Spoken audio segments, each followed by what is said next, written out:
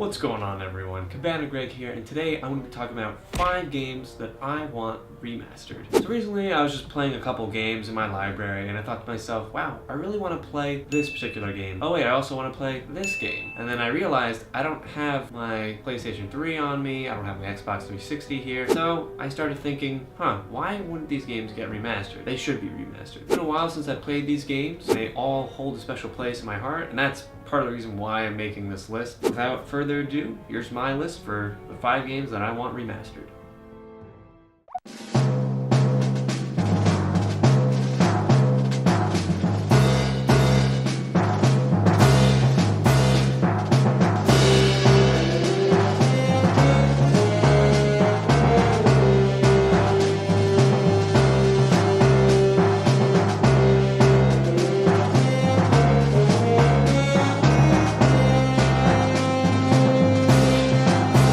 So starting things off, we've got Zack and Wiki. Now, Zack and Wiki was a puzzle game released on the Wii, and it's one of my favorite Wii games of all time. I think the game fully utilized the capabilities of the Wii motion controller and had some of the best Wii controls. Now, Zack and Wiki thrives because it makes very few control missteps and creates an experience that's equally challenging and accessible. As a whole, Zack and Wiki is a colorful, inventive, and super fun game that was severely overlooked during the Wii's life cycle. Now, the game never manages to transcend the trial and error nature of its gameplay, but for the most part, the unique experience and thrill of discovery is more than enough to make up for the minor frustrations you'll run into. So this is why Zack and Wiki is definitely on my number 5. I mean, the Switch combines portability and motion controls, so it just seems like it would be a good fit to kind of just give this game the love and care it deserves by putting it on the Switch and giving it a second chance.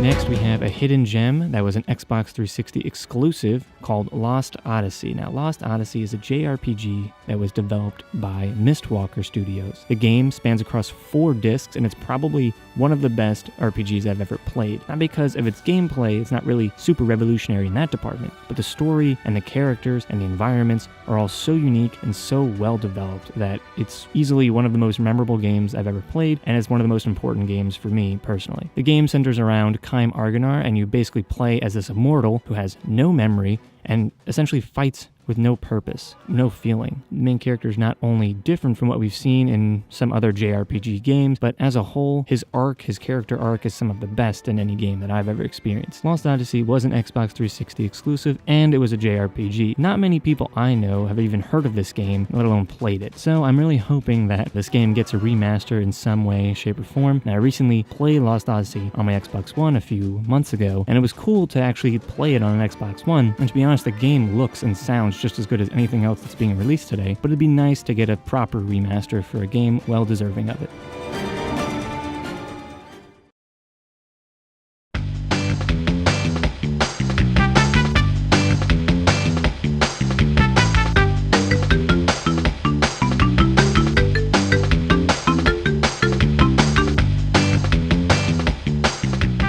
Next on the list, no-brainer, Crash Team Racing. Now, I'm a huge fan of Crash Bandicoot, always have been, always will. The reason this game is on my list is, well, because Crash Bandicoot Insane Trilogy was released on PlayStation 4, and it's soon to be released on all other platforms. Not to mention, Spyro the Dragon is getting a proper remaster, so it begs the question, why not Crash Team Racing? Especially since Crash Bandicoot Insane Trilogy sold incredibly well and was well received. Crash Team Racing is probably one of my favorite racing games of all time, and it was a huge success on the PlayStation 1. If they were to remaster this game, people probably would be interested, and it would probably sell well. Not to mention, if the remaster included an online multiplayer functionality, it'd be a home run. So that's why Crash Team Racing is on my list. I would love to play Crash Team Racing on PlayStation 4.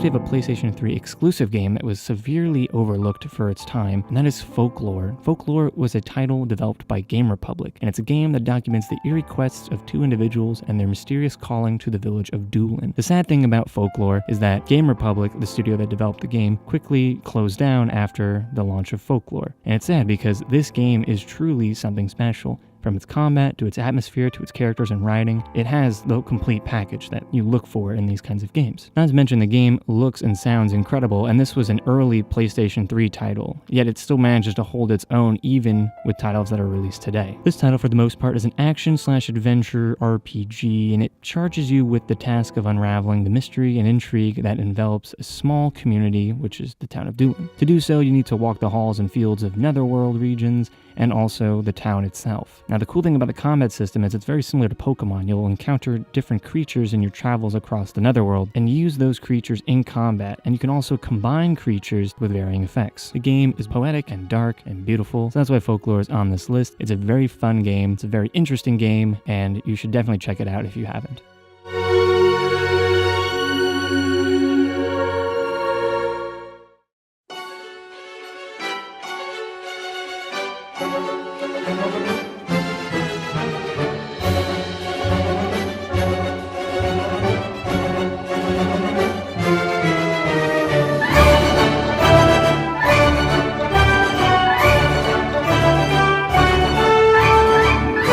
Finally, at number 1, we have another PlayStation 3 title that was, again, overlooked and I think deserves another chance on PlayStation 4, and that's Puppeteer. Puppeteer got a lot of criticism because people were accusing it of being a Little Big Planet-esque game or trying to rip off the success of Little Big Planet by being cutesy and quirky and arts and craftsy. But in reality, Puppeteer is its own game, and it's a great one at that. Now, Puppeteer's Fox stagecraft style is a big part of what makes it so accessible and, in turn, so endearing. The action is viewed through the lens of an unseen audience, with their laughter, gasps, and occasional applause complementing everything you do. And while the periphery of the stage and its red curtain can at first be pretty frustrating to look at, I quickly came to realize that it's all part of the charm. It's all part of what makes this game so endearing and so fun. It's unlike anything I've ever played. It's an action platformer. The story is kind of whatever, but the main attraction here are the visuals, the sound design, and the characters. The gameplay also is stellar. If somehow Sony is thinking about remastering this, they should do it, because not many people have played this game,